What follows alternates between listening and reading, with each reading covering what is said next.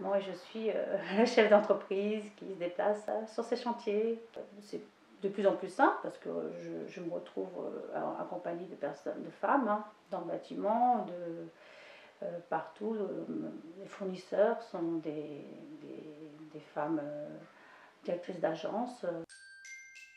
Effectivement, déjà, vu que c'est plutôt un milieu masculin, il y a forcément un regard un peu différent. Aussi le plaisir d'avoir un métier qui soit un peu surprenant, ça c'est tous les jours, c'est plaisant de faire quelque chose qui sort de l'ordinaire aussi, et de faire quelque chose avec ses mains. Donc voilà, ouais. C'est important aussi de pouvoir se dire tous les matins on arrive et on va avoir des gens qui ont des voitures explosées et qui sont dépités.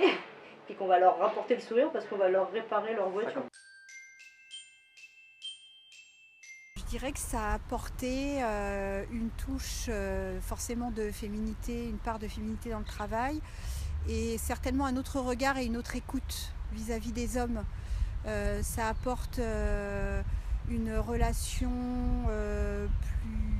plus amicale peut-être, plus douce on va dire. Quand on mixte comme ça, on arrive peut-être mieux à instaurer un côté plus solidaire dans l'équipe.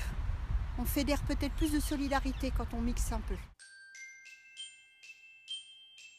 On doit tous défendre de la même façon nos projets. Après, c'est la valeur du projet qui va compter, comment on va le défendre. Qu'on soit une femme ou un homme, pour moi, la personne qui est en face de moi, je ne vais pas regarder de quel sexe elle est. J'attends la même chose vis-à-vis du partenaire. Moi, je n'ai pas rencontré de barrière parce que j'étais une femme. Je n'ai pas eu de barrière. De ce côté-là, non. Je pense que si toutes les femmes que nous recevons, parce que nous, on a un accueil où nous avons beaucoup de femmes, des familles monoparentales, des personnes qui sont sans papier, hein, donc il faut le dire. Et si toutes ces femmes avaient la possibilité de pouvoir travailler, elles gagneraient une liberté globale, une liberté de pouvoir faire ce qu'elles ont envie, de pouvoir élever leurs enfants. Donc le travail pour moi c'est ça, c'est arriver effectivement que ça apporte à la femme la possibilité de pouvoir être indépendante, de pouvoir mener sa vie comme elle l'entend. Pour moi c'est ça, le travail c'est la liberté, c'est la liberté, je pense que c'est vraiment la liberté pour la femme. C'est le mot que je retiendrai. L'avantage qu'on a dans la fonction publique, c'est de passer des concours ou des examens professionnels qui nous permettent en fait d'être égalitaires vis-à-vis des hommes. La féminité est un atout dans notre métier.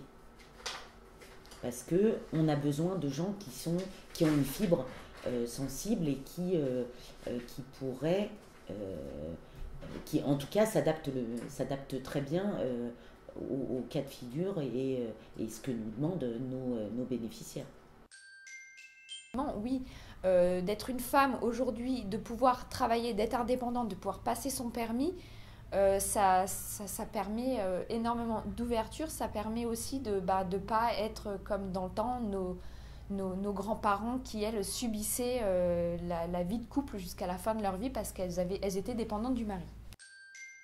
Cette journée, elle peut être aussi symbolique pour toutes les femmes du monde qui n'ont pas ce choix qu'on a en France.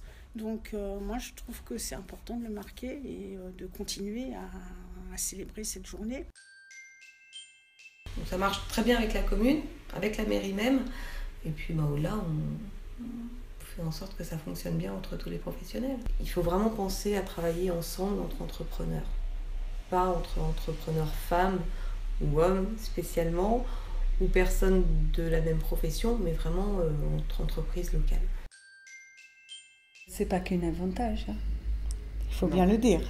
Dire voilà on fait comme ça, mais plutôt voilà ensemble comment on va le faire. Je dirais que ça c'est une spécificité, comment moi je le conçois comme quelque chose plus féminin.